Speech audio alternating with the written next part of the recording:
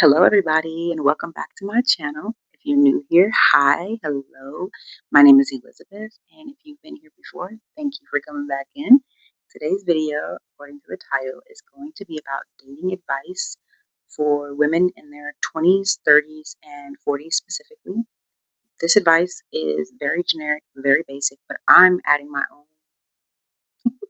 because I feel like these are things that at any stage in our life we need to hear. It can be so transformative for our personal love relationships, like romantic relationships, and then it can also be very helpful for social gatherings and social circles because these are just the basic foundation rules for how a woman should carry herself if she is destined for love, destined for a marriage. And the girls that know they are, they wake up, they know, they go to sleep, they know that love is in their heart, that they were born with it, and that they will leave this earth with it. So we have 3 points today, very generic, very straight to the point, but very much important as we progress and as we age and go further in life with our family, with our career, with our relationships. Sometimes we can just have so much going on that we forget to choose us first to keep that foundation steady. We don't want to be lenient on our boundaries because once you're lenient, people will expect more and more and more and more of that life force energy that literally keeps you alive.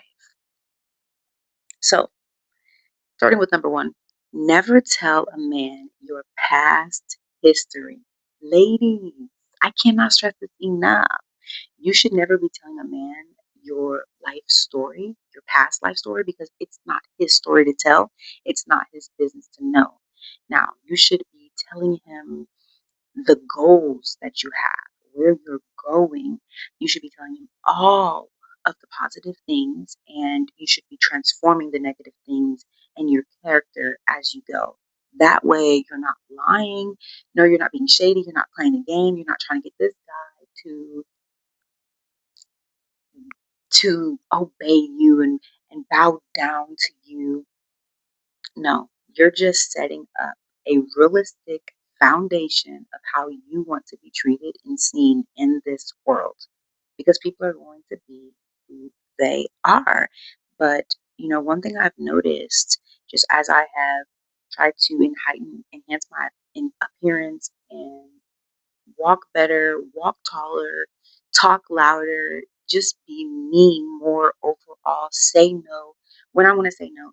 The things I've noticed is that people actually have changed how they treat or show up in the world. Like, for example, do you ever notice when you're a very beautiful lady and you're walking in a setting where there's lots of men and they may be slouching over, they may be saying profanity, using un fun words for the feminine ears. Well, have you ever noticed when you walk through, they all just like kind of get up, stand at attention. Yes, ma'am. No, ma'am. Let me open that door for you. Well, that is the power and energy I'm talking about here. That is the foundation I'm talking about here because no, we're not manipulating. We are literally just choosing to be that girl and we're living and we're standing on top of that.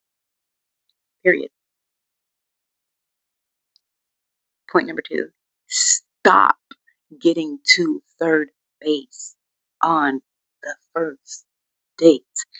Ladies, it is a waste of time and energy, and you will find yourself questioning and asking yourself, why did I make those decisions? Why did I do what I did? I don't even understand why I'm sad. I don't understand why I'm feeling what I'm feeling. It's because swapping, transforming energies are. And when you're doing that, you're technically giving away your life force energy in exchange for any of the yuck and gruck of that man. It's so not worth it when it's not your husband.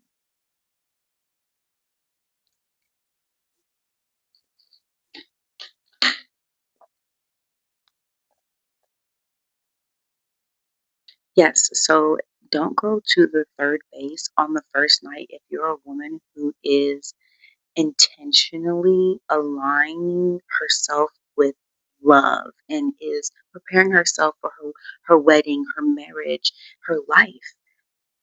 Going to third base is only going to slow down the process of growth because now you have to sort through what you just encountered, and it can be a very deep but very transformative thing. And this is not to shame any women at all whatsoever.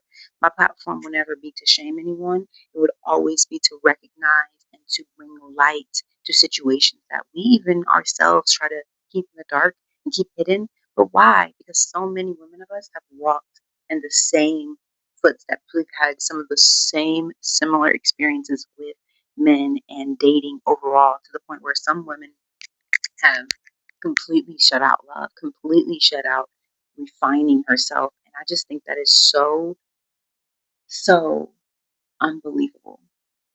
I feel like that was a poor choice of words because it is very believable. I definitely understand. However, I understand that we only have one life with this person that we are. We only have this one consciousness, right? So why, why, why hinder or why hinder that for such a brief moment that could throw you off course?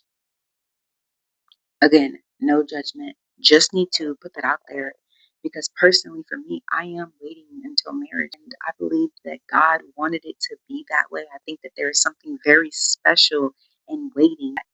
We were brought to this world to experience, to live life, and that we were never brought here to be condemned and to be shamed and to be guilt tripped into believing that we have to sacrifice as women and lay down our lives and our bodies just to give someone else a good life. And I believe that God put this blueprint of how to navigate as a woman, how to navigate as a higher knowing woman.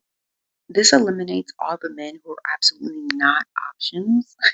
I know I've said that, but this is a good thing because when you do that, you're narrowing the pool down. And yes, you're narrowing the pool down, but it's eliminating all of the men who are not options, who are willing to wear masks on their face for years and years and years so that they don't have to do the inner work but can feed off of the energy and the life force energy of the inner work you have done, the transformative part of your inner work. This is why you never get to third base on the first night because it can be very hard to emotionally unattach yourself from that man and the emotions he has now placed within you. Again, very generic advice, but also just a perception enhancement because you know what? You've heard it before. You heard it at 10, 16, 20, 30. You've heard it, but let's actually embody it because your wellness overall is way more important than a man's physical desires. And coming in with the third point is going to be have your own, have your own everything, empathy, emotions, hobbies, careers, everything.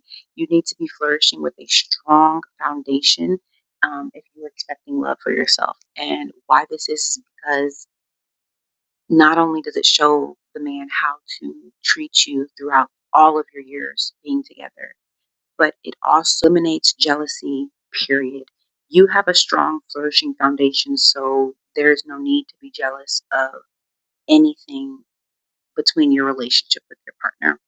That could end forever. The jealousy could end forever by having that flourishing, strong foundation and knowing that, you know what, I'd rather be alone than to settle for someone who is making me feel like I can never have time to myself and I can never be myself. Yeah, girl, let him be obsessed with you, not the other way around.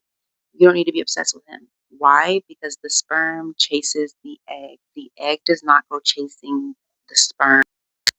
So if you found this video interesting and you want to know more about it and go in depth, or maybe you're even interested in coaching, down in the description below, I have my website for the glow print. And you can always subscribe, like, and share and comment on these videos to stay engaged and always have a place to come back to when you want a refinement and an enhancement in your day-to-day life. Bye.